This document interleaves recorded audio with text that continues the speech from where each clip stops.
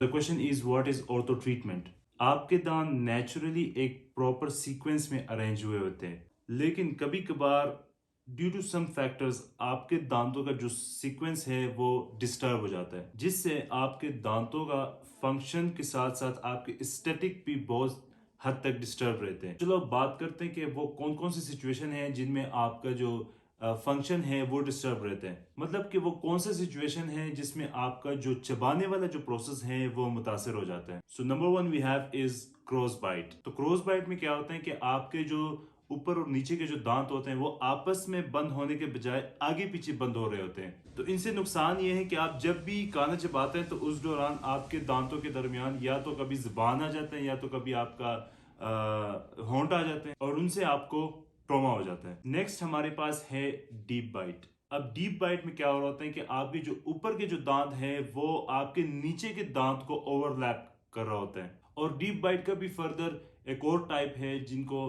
Traumatic bite कहा जाता है। जिस ट्रोमेटिक बाइट में क्या होता है कि आपका जो ऊपर के जो दांत होते हैं वो आपके नीचे का जो दांतों का जो मसूड़ा है उनको टच कर रहे होते हो और वहां पे जख्म बन जाते हैं। अब अगर हम बात करें कि वो कौन कौन सी सिचुएशन है जिनमें आपके एस्थेटिक जो है वो कॉम्प्रोमाइज रहते हैं। So the most common one is diastema. Diastema में आपने देखा होगा कि आपके जो एंटीरियर के जो दो फ्रंट दांत होते हैं उनके दरमियान स्पेस होता है, जो कि बहुत ही ज्यादा बुरा लगता है, लेकिन कोई बात नहीं, इन्हें हम ऑर्थो के ट्रीटमेंट के साथ हम ठीक कर सकते हैं। ऑर्थो के ट्रीटमेंट में हम क्या करते हैं कि हम आपके दांतों के ऊपर एक किस्म का वायर प्लेस करते हैं और उन वायर के ऊपर हम पावर चेन प्लेस कर लेते हैं। तो पावर चेन क्या करते हैं कि आपके दांतों को एक किस्म का पुश देते हैं और आपस में एक दूसरे के करीब ले आते हैं और वो गैप जो है वो खत्म हो जाता है। So next we have is open bite. और ओपन बाइट मोस्टली उस केसेस में होते हैं जब आप बचपन में लेट से आपको तम सकिंग का अगर हैबिट हुआ था और लेट से अगर आप पेसिफायर जो